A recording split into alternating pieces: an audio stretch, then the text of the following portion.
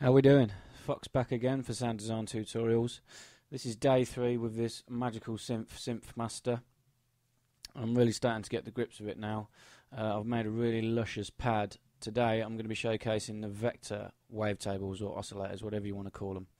These vector wavetables give you the chance to have 4 oscillators, one in each one of these 4 corners on this graphic here, and then you've got X, Y pads that you can morph between the 4 waves that you choose. So I've modulated these with LFOs and stuff to sort of keep this moving, to keep the sound evolving as it progresses. So yeah, I'll show you the sound quick.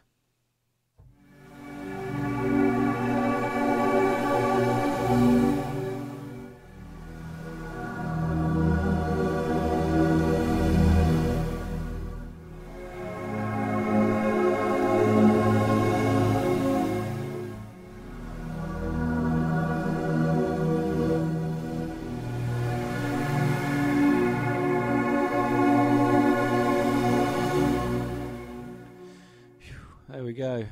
I've assigned one parameter to aftertouch, which is just a reverb amount. The rest is pretty straightforward. There's quite a bit of modulation, but the only effect I've used is an ensemble on one of the insert effects, and as I say, reverb on the master effect. So yeah, there's quite a lot to get through, so I might be a bit speedy. If you want to copy this exactly, you'll have to replay it over. So I'll go and create a new one from preset. As I say, I'm only using one layer, layer 1. Use oscillator 1 and 2. To start with, we'll set oscillator 1 up, and I'll change this to a vector. And I choose all 3 waveforms I chose are from one like preset pack. In effect, the first one was a Malevolent Vox. They're from this SFZ Instruments. I think that particular sound it was. Nope. X-Synth. Here we go, Malevolent Vox. That's the one I chose for the first one. I changed it to semitones. It's easier for me to work with. I can understand what I'm doing. The fourth one I kept as a sine wave. I put this on one semitone as well, so now we've got 2 waveforms. One of them's a sine wave, one of them's this Malevolent Vox waveform. The third one I chose was from the same pack again. It was a stretch wave, SFZ Instruments. I think it's from Particular Sound. No. Stretch wave, there we go.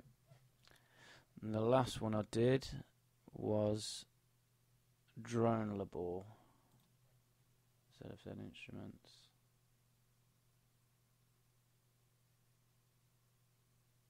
Drone Labor.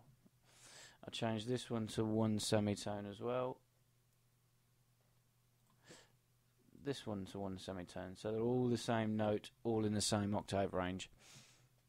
What I did is when I set up oscillator 2, I had them all an octave higher to sort of beef the sound up a bit.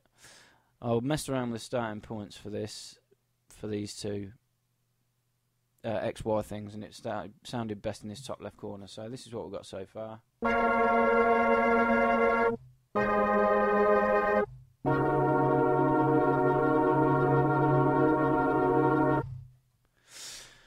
So yeah, I did some modulation with these. This index one, right click it, modulation source, I set it to the Synth Lfo 1. This one I set modulation source Synth Lfo as well. So the LFO is going to control both of these. It's going to wobble them backwards and forwards, which in effect is going to move it like this. But I set them different amounts. I set this one, for the top one, I set it to the right, so it was going left to right, and I set this one obviously to the left, so it was going up and down. But it's going like this in effect, instead of just like diagonal to diagonal. So yeah, we'll go ahead and set this Synth Lfo up 1 first. So in this top box, I kept it on a sine wave, I synced it, kept it on 4/1. I moved the phase out slightly so the peak was at the bottom of this trough. The phase I pulled back slightly, kept the volume and speed as they were. So yeah, with the LFO modulating these now.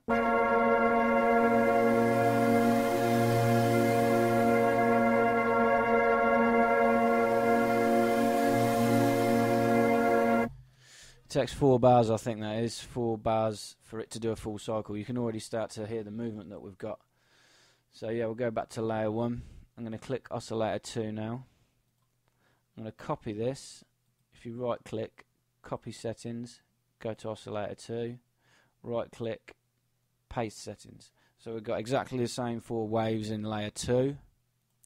Not layer 2, sorry, oscillator 2. As I say, the only thing I did is this first one I pitched up to 13 semitones. This one pitched up to 13 semitones. They're both an octave up. The bottom one I set to 25, and they're 2 octaves up, which gives it a bit more depth.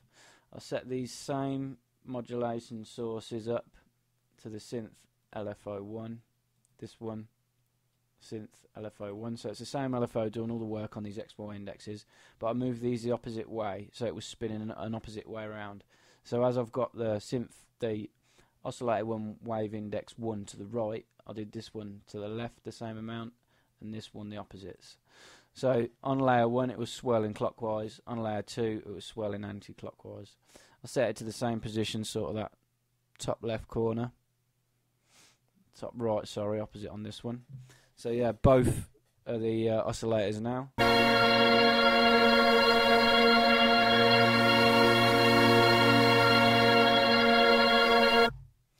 Giving it a lot more depth. We'll go ahead and set up envelope 1 for both the parts. It's the same envelope for both.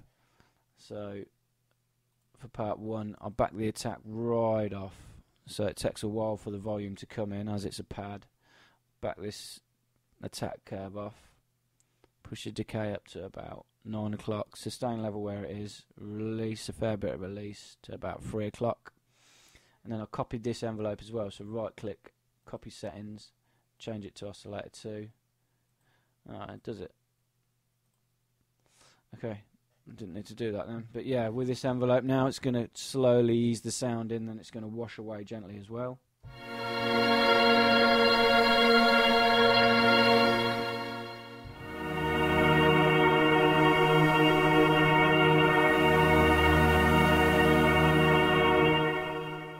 Probably a little bit more attack on that, so it's takes even longer.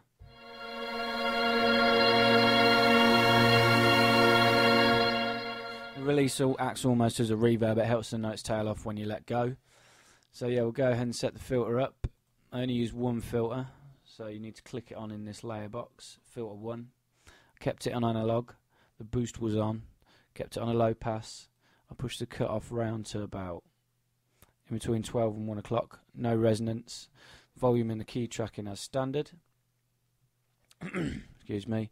And a tiny little bit of drive on the filter. But I did this with some modulation as well. I did it with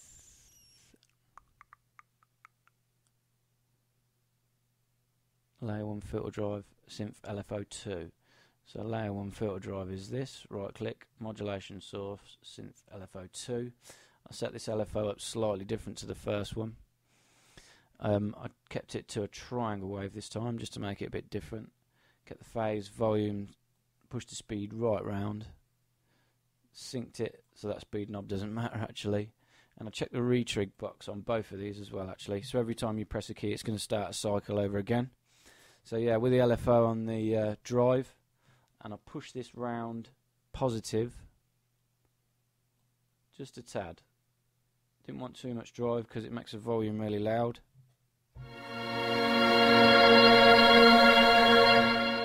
As you increase any sort of distortion on this synth, you have to keep backing the volume off.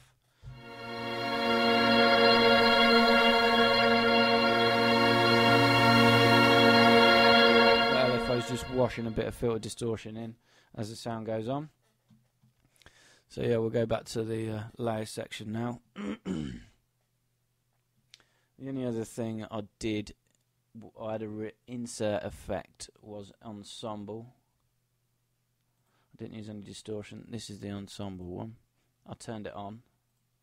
Set the voices to 4. This makes it instantly wider.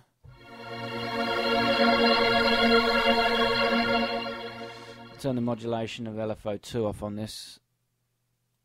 Everything all down to 0. and the LFO 1 mod I kept where it was as standard. The mix I pulled all the way back to about 10 o'clock. No delay, a bit of space just to make it even wider. The distortion I turned on for this as well. I'm going to back the volume up a little bit because of this. And I'll change this curve so it wasn't so steep.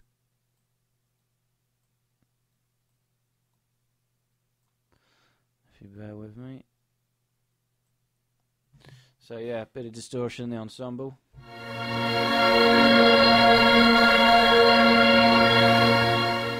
Lovely effect, this ensemble. It's like a chorus anthem. So yeah.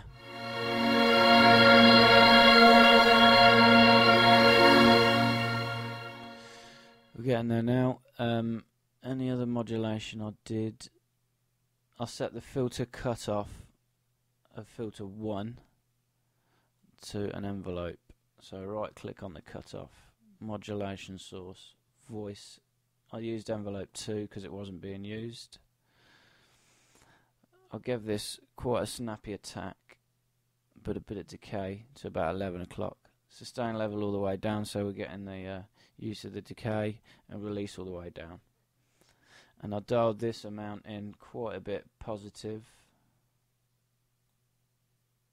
about quarter of the way around, I'd say.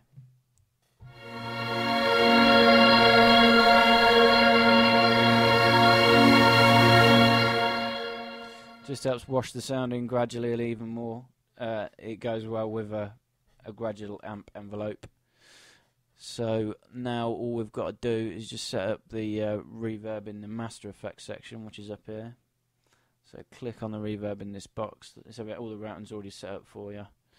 The mix I pulled quite a way down because I used the aftertouch to increase this. So the mix down to about 8 o'clock. Kept the size where it was. I boosted the time a bit and the distance.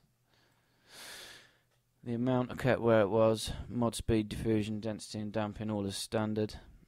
Early EQ I didn't use. The late EQ I always just boost the high part on a reverb personally. Just boost the highs a little bit. Make sure this box is checked. So yeah, you're hardly going to hear the reverb as it is.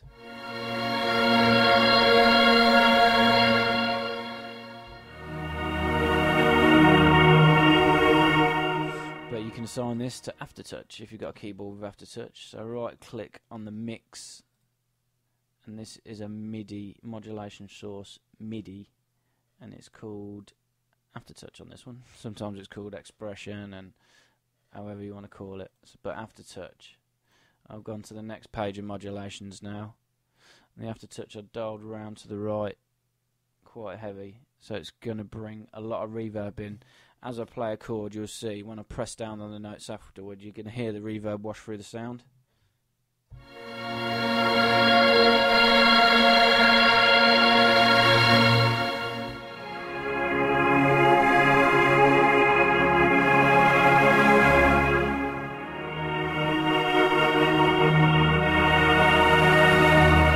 It's almost like a little tremolo effect you can get.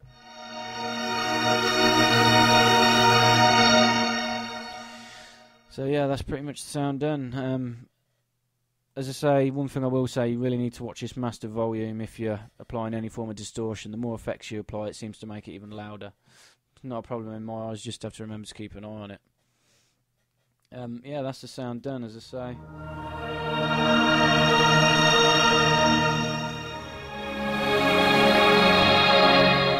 Play it a bit lower down on the scale.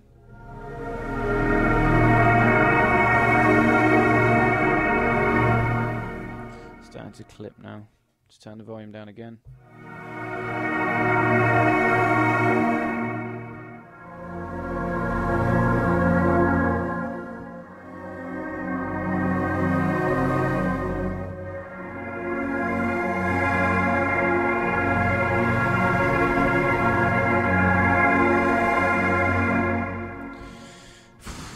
Awesome synth. It's amazing. It just, the capabilities at modulation destinations and the things you can do with it after you just make a basic sound are unbelievably I don't know, I've got no words for it. I just can't stress how good it is. I'm going to keep doing these. I'm going to do one every day, I think, for the next couple of weeks. So now these, what I've shown you additive, wave scan, and a vector. I could show you some of the basic waveforms, maybe just make a basic bass probably on the next one. But yeah, for now that's it. A monster pad, better than anything I could make with any other synth apart from the Virus. I said it before, this is the only thing that I've seen to rival this bit of kit I've got on my desk here, and this is 1/20th of the price. So yeah, buy it. You'll never regret it. But for now, that's it. As always, make sure you subscribe if you've enjoyed this or any of my other tutorials. My YouTube page is www.youtube.com Mr. MFox22. Facebook and Google Plus is Sound Design Tutorials, and tweet me at Sound Design Tuts. Okay, thanks again for watching. Cheers.